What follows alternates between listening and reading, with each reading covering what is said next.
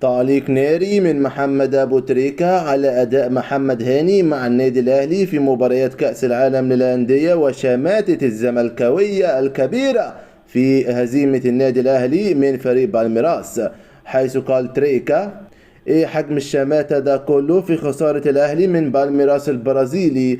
انا شفت كمية شماتة في السوشيال ميديا غير طبيعية، ناس كتير شمتانة وناس كتير فرحانة في الاهلي، ناس كتيرة بتقول لك ادي يا عم اللي صرفوا، واصل الحكام هنا مش بيعملوا زي عندنا، واصل ما عندهمش رابطة زينا، واصل ما عرفش ايه. ليه الشماتة؟ انا كان ليا رأي وقلت من حقك ما تشجعش الاهلي في البطولة، لكن الصح انك تشجعه لانه بيمثل مصر، بس لو ما شجعتوش مش هقول عليك خاين وسيء، لا براحتك، بس ما تشمتش فيه. عيب يا جماعة. اولا واخيرا الاهلي بيمثل بلدنا مصر، والناس شايلة علم مصر. احنا ازاي وصلنا للمرحلة دي؟ ولو مش هتشجع فريق مصري ماشي، بس ما تشمتش فيه. هذا الرخص في التعامل مع الاهلي اللي بيمثل مصر عيب. نزعل ننتقد ماشي، لكن في شماتة طالعة من جوه انا حاسسها، فده عيب يا جماعة.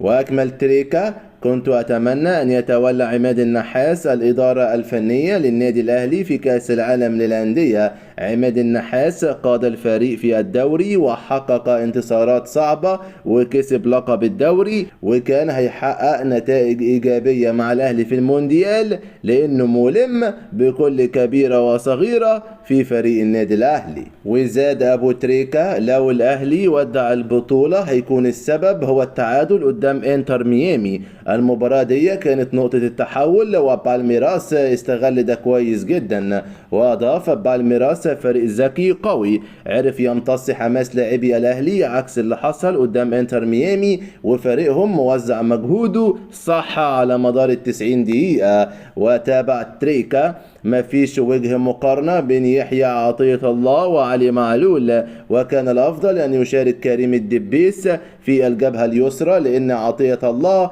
مش في حالته خالص، وكان في عشوائية كبيرة في آخر ربع ساعة من اللقاء. وأكمل: ريبيرو غريب جدا، لاعب 22 لاعب في ودية باتشوكا، وده عمل علامة استفهام كبيرة عند اللاعبين. المفروض اللاعب يعرف إذا كان هو أساسي ولا بديل، لكن الوضع الحالي أربك الفريق. واختتم تريكا تصريحاته: الأهلي ما عندوش ضغوط في الدوري أو أفريقيا زي كأس العالم للأندية، البطولة دي بتكشف المعدن الحقيقي للاعبين، رغم إن في سوء توفيق غريب بيلاحق الفريق واللاعبون يستحقوا أفضل من كده.